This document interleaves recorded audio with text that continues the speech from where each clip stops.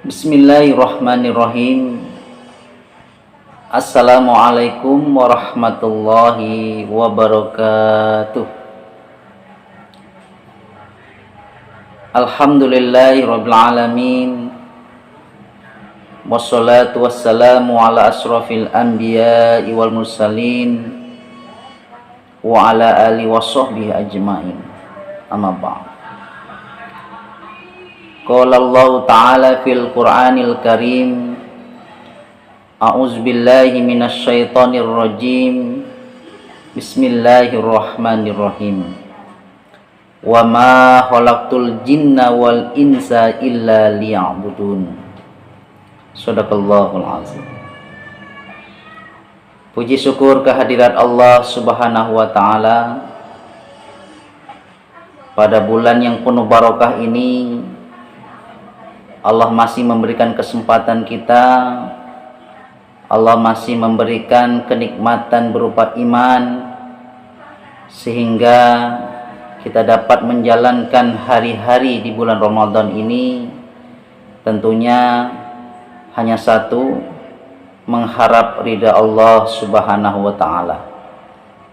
Sholawat serta salam semoga tercurahkan kepada junjungan kita Nabi Muhammad SAW dengan mengucapkan Allahumma sholli ala Sayyidina Muhammad wa ala ali Sayyidina Muhammad.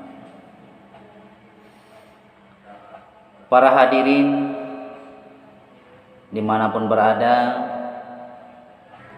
di akhir doa kita senantiasa membacakan Rabbana atina fid dunya hasanah wa fil akhirati hasanah wa qina azabannar. Apa yang kita pinta kepada Allah Subhanahu wa Ta'ala, yakni kita meminta kepada Allah agar diberikan kebahagiaan, kebaikan baik di dunia maupun di akhirat kelak. Karena tujuan akhir kita adalah akhirat yang akan menjadikan kehidupan kita kekal abadi. Hadirin yang dirahmati Allah Subhanahu wa Ta'ala, dunia ini hanya untuk persinggahan sahaja. Dalam hadis riwayat Bukhari Muslim dikatakan bahwa jadilah kamu di dunia ini seperti orang asing atau orang yang dalam perjalanan. Artinya dunia ini adalah perjalanan kita yang tujuan akhir kita adalah akhirat. Para hadirin yang berbahagia, dalam surah Al-Fajr dikatakan, duhai alangkah baiknya kiranya aku dahulu mengerjakan amal soleh untuk hidupku ini.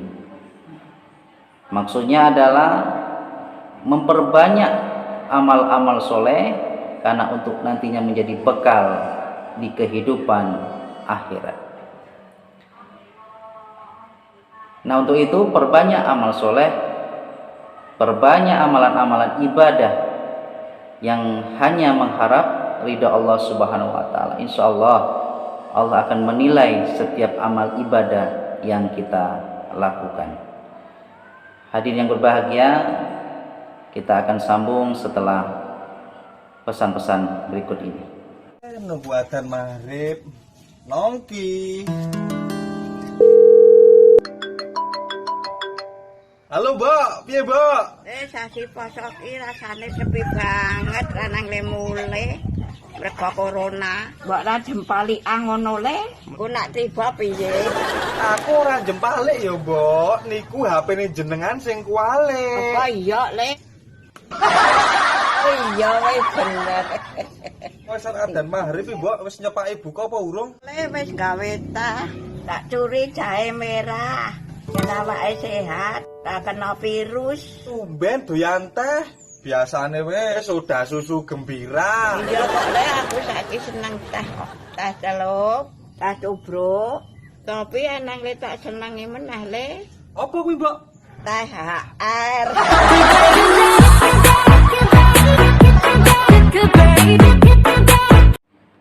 Para hadirin yang dirahmati oleh Allah Subhanahu wa taala. Nah, bagaimana untuk menggapai kebahagiaan dunia dan akhirat? Ada beberapa kiat ya, dari berbagai kiat-kiat ya, untuk menggapai kebahagiaan dunia dan akhirat. Yang pertama adalah taat kepada Allah Subhanahu wa taala. Allah Subhanahu wa taala berfirman dalam Quran surat Az-Zariyat ayat 56. Berbunyi a'udzubillahi minasyaitonirrajim. Bismillahirrahmanirrahim. Wa ma khalaqtul jinna wal insa illa liya'budun. Kata Allah, dan tidaklah aku ciptakan jin dan manusia itu kecuali untuk beribadah, menyembah kepada-Ku. Jadi Allah mengharapkan ketaatan kita selaku makhluk ciptaannya. Manusia dan jin diberikan kemampuan oleh Allah. Tujuannya adalah agar taat kepada Allah. Apalagi manusia, Allah sudah berikan kelebihan. Terkhusus manusia Allah berikan kelebihan berupa akal. Nah, dengan akal inilah Allah Subhanahu wa taala mengharapkan agar manusia taat menjalankan ajaran agama ini. Taat menjalankan segala perintah Allah Subhanahu wa taala. Jadi manusia diciptakan Allah dalam bentuk yang sempurna, yang sebaik-baiknya. Tujuannya adalah agar berpikir bagaimana cara untuk beribadah, bagaimana cara untuk menjalankan segala perintah Allah dengan sebaik-baiknya di dunia, dan tujuan akhir adalah akhirat kelak. Dalam tafsir Ibnu Katsir menafsirkan Quran surat Az-Zariyat ini adalah apa katanya? Beribadah itu bukan hanya atau bukan karena Allah itu butuh disembah ya, tapi Allah menguji ketaatan manusia dan jin untuk menjalankan segala perintah Sang Khalik ya, perintah Allah Subhanahu wa ta'ala. Sempurnanya ibadah itu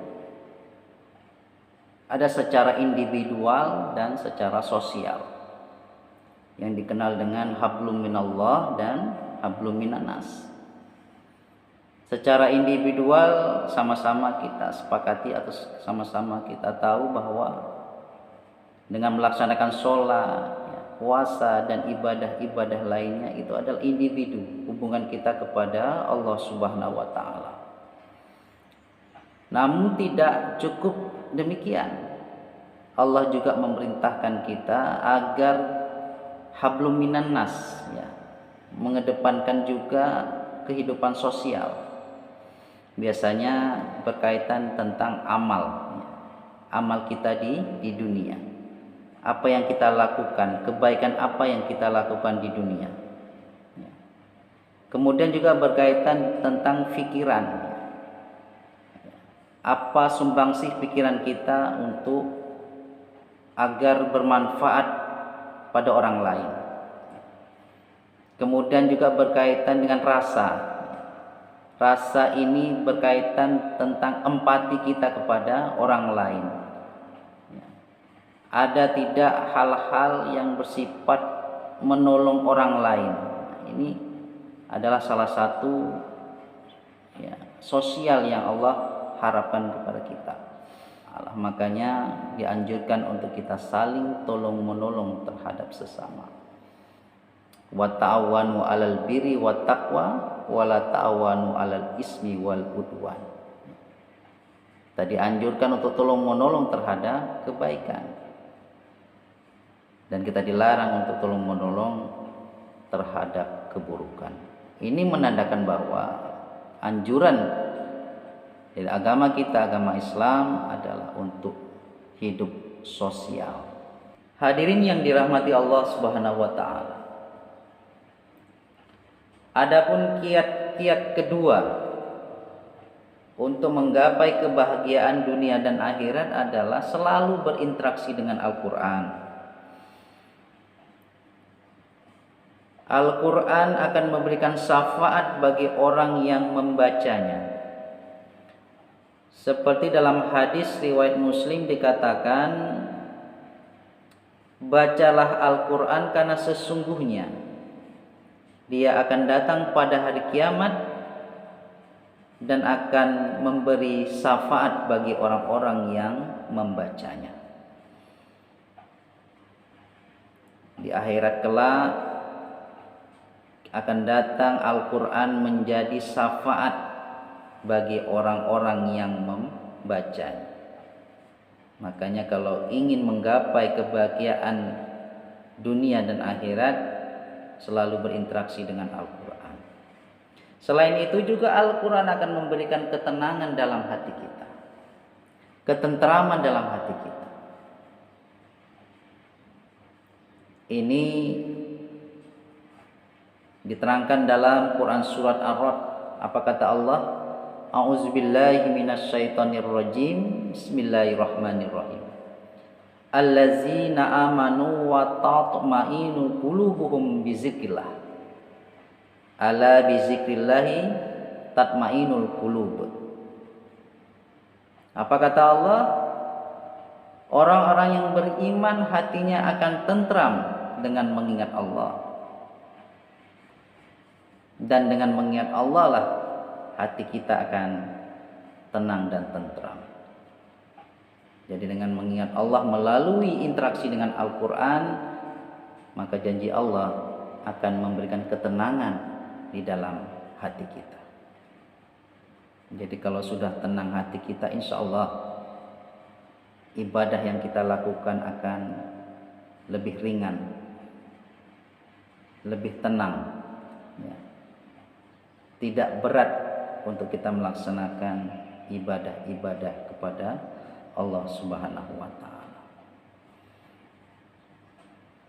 Nah, juga Al-Quran itu memberikan obat di dalam diri kita. Kalau sudah tenang, insya Allah akan memberikan obat pada diri kita. Ingat, hati kita ini ketika kita tidak pernah sirami dengan Al-Quran, cahaya-cahaya Al-Quran, maka akan ditutupi dengan penyakit-penyakit hati. Karena untuk menepis penyakit hati itu salah satunya adalah selalu berinteraksi dengan Al-Quran. Penyakit hati kita sama-sama ketahui, misalnya sombong.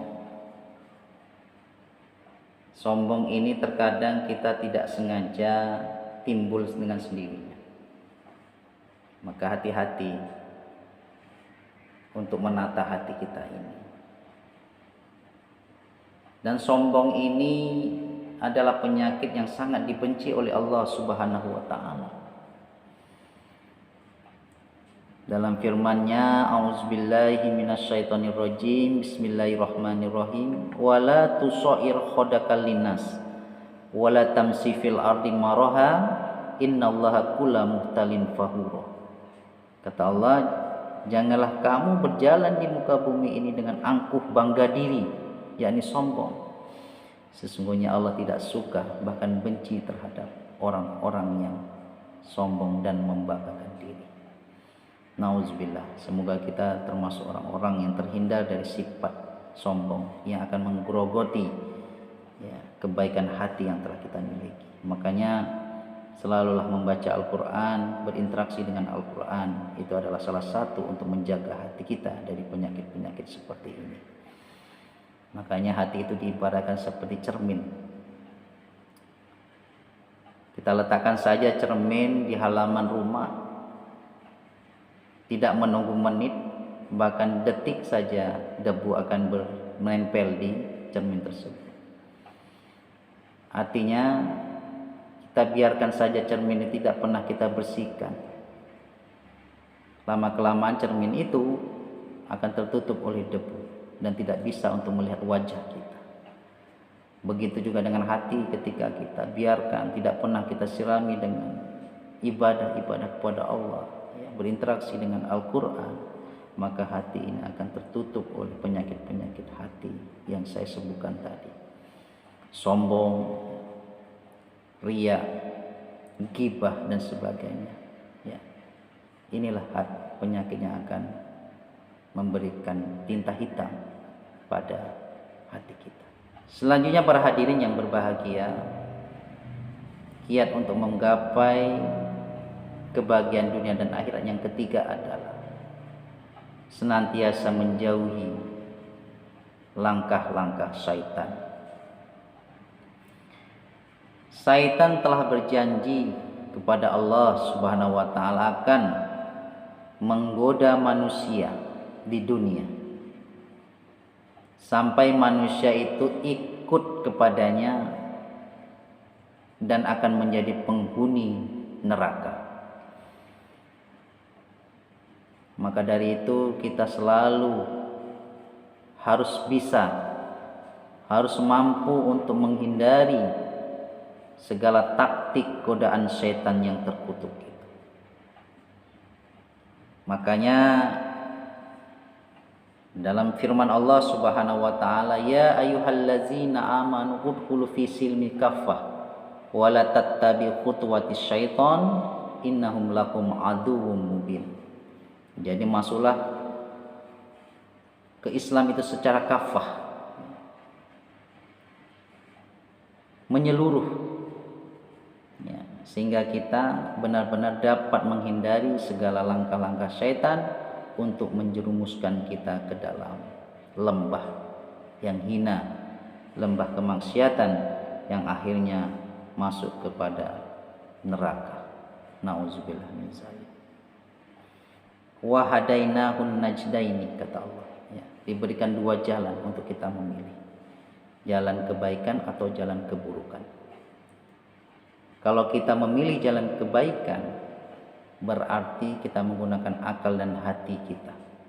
Tapi kalau keburukan, berarti nafsu yang telah menguasai pikiran dan hati kita.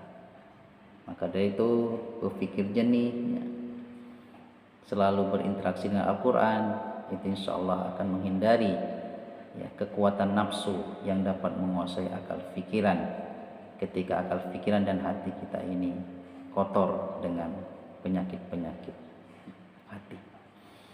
Mudah-mudahan kita termasuk orang-orang yang benar-benar menjalankan perintah Allah, benar-benar taat kepada Allah Subhanahu wa taala, selalu berinteraksi dengan Al-Quran, kemudian menghindar daripada langkah-langkah syaitan yang senantiasa menjerumuskan manusia untuk ikut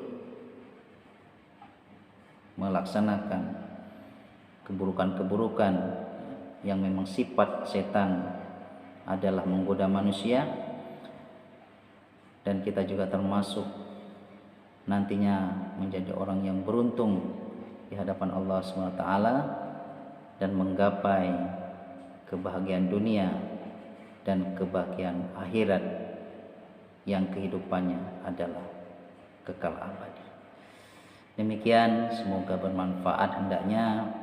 Terlebih kurang saya mohon maaf. Yang hilaf adalah datang dari kebodohan saya sendiri, yang benar adalah datang dari Allah Subhanahu wa taala. Billahi taufiq wal hidayah. Wassalamualaikum warahmatullahi wabarakatuh.